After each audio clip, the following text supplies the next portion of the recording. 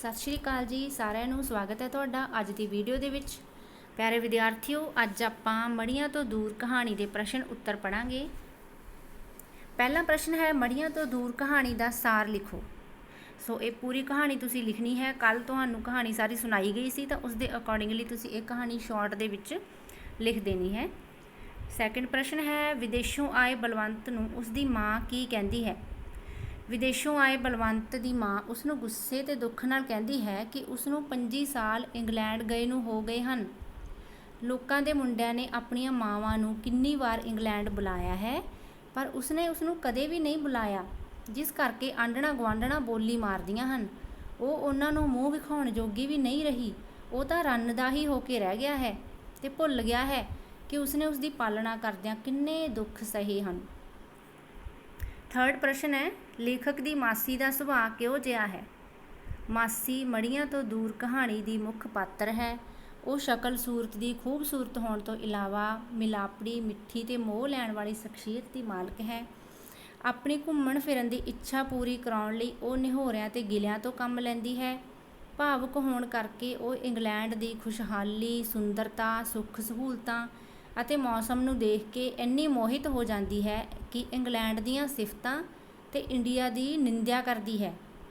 ਉਹ ਸਹੀ ਅਰਥਾਂ ਵਿੱਚ ਧਾਰਮਿਕ ਸੇਵਾ ਭਾਵ ਵਾਲੀ, ਭਜਨ ਗਾ ਕੇ ਧੂੜਾਂ ਪੁੱਟਣ ਵਾਲੀ, ਅੰਧ ਵਿਸ਼ਵਾਸੀ ਅਤੇ ਪੁਰਾਣੇ ਵਕਤਾਂ ਦੀ ਔਰਤ ਦਾ ਨਮੂਨਾ ਹੈ।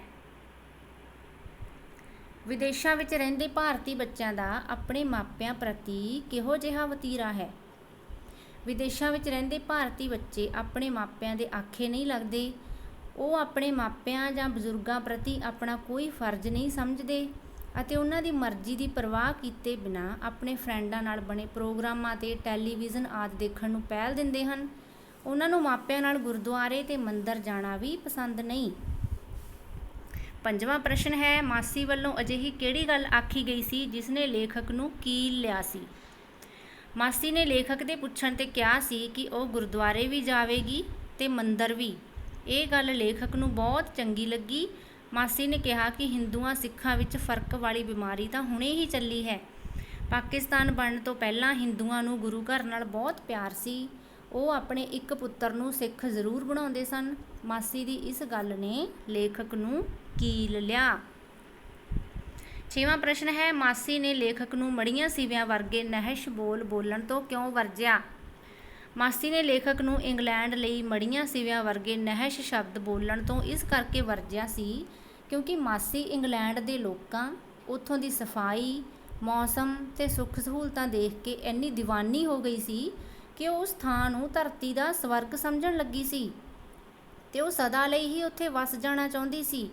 ਜਦੋਂ ਲੇਖਕ ਨੇ ਬੁਖਾਰ ਹੋਣ ਕਰਕੇ ਛੁੱਟੀ ਲਈ ਅਤੇ ਉਸਨੇ ਇਕੱਲਤਾ ਕਾਰਨ ਮਾਸੀ ਨੂੰ ਫੋਨ ਕਰਕੇ ਦੱਸਿਆ ਕਿ ਉਸਨੂੰ ਇੰਗਲੈਂਡ ਦੀ ਮੜੀਆਂ ਵਰਗੀ ਚੁੱਪ ਖਾਣ ਨੂੰ ਆਉਂਦੀ ਹੈ, ਤਾਂ ਮਾਸੀ ਨੂੰ ਸੁੱਖ ਸਹੂਲਤਾਂ ਅਤੇ ਖੁਸ਼ਹਾਲੀ ਨਾਲ ਭਰੇ ਇੰਗਲੈਂਡ ਲਈ ਲੇਖਕ ਦੁਆਰਾ ਵਰਤੇ ਗਏ ਇਹ ਸ਼ਬਦ ਬਹੁਤ ਬੁਰੇ ਲੱਗੇ। ਇਸੇ ਕਰਕੇ ਹੀ ਉਸਨੇ ਲੇਖਕ ਨੂੰ ਇਹ ਸ਼ਬਦ ਕਹਿਣ ਤੋਂ ਰੋਕਿਆ। ਸੱਤਵਾਂ ਪ੍ਰਸ਼ਨ ਹੈ, ਮੈਂ ਆਖਨੀਆਂ ਬੰਤ ਬੇਟਾ, ਆ ਇੰਡੀਆ ਤੋਂ ਤੇਰੇ ਬਾਊ ਜੀ ਦੀ ਚਿੱਠੀ ਆਈ ਹੈ, ਨਾਲੇ ਤੇਰੀ ਭੈਣ ਦੀ ਵੀ ਚਿੱਠੀ ਆਈ ਹੈ। ਮਾਸੀ ਨੇ ਇਹ ਸ਼ਬਦ ਲੇਖਕ ਨੂੰ ਕਿਉਂ ਕਹੇ। ਇਹ ਸ਼ਬਦ ਮਾਸੀ ਨੇ ਲੇਖਕ ਨੂੰ ਇਹ ਦੱਸਣ ਲਈ ਕਹੇ ਕਿ ਕਿਸ ਤਰ੍ਹਾਂ ਉਸਦੇ ਪੁੱਤਰ ਦੀ ਆਪਣੇ ਮਾਪਿਆਂ ਵਿੱਚ ਕੋਈ ਦਿਲਚਸਪੀ ਨਹੀਂ ਰਹੀ, ਸਗੋਂ ਉਸ ਦਾ ਵਤੀਰਾ ਬੇਰੁਖੀ ਭਰਿਆ ਹੈ। ਉਹ ਅਤੇ ਉਸਦੀ ਪਤਨੀ ਤਾਂ ਸਵੇਰੇ ਪਤਾ ਨਹੀਂ ਕਦੋਂ ਕੰਮ ਉੱਤੇ ਚਲੇ ਜਾਂਦੇ ਹਨ ਅਤੇ ਰਾਤ ਨੂੰ 10 ਵਜੇ ਤੋਂ ਪਿੱਛੋਂ ਇੰਨੇ ਥੱਕੇ ਹੋਏ ਘਰ ਆਉਂਦੇ ਹਨ ਕਿ ਬੀਅਰ ਦਾਰੂ ਪੀ ਕੇ ਰੋਟੀ ਖਾਂਦਿਆਂ ਹੀ ਕਮਰੇ ਵੱਲ ਨੱਸ ਜਾਂਦੇ ਹਨ।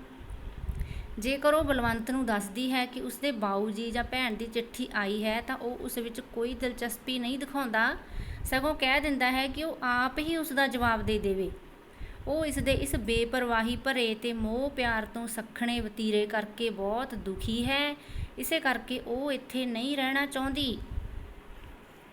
ਅੱਠਵਾਂ ਪ੍ਰਸ਼ਨ ਹੈ, ਮਾਸੀ ਇੰਗਲੈਂਡ ਤੋਂ ਇੰਡੀਆ ਕਿਉਂ ਭਾਰਤ ਆਉਣਾ ਚਾਹੁੰਦੀ ਹੈ।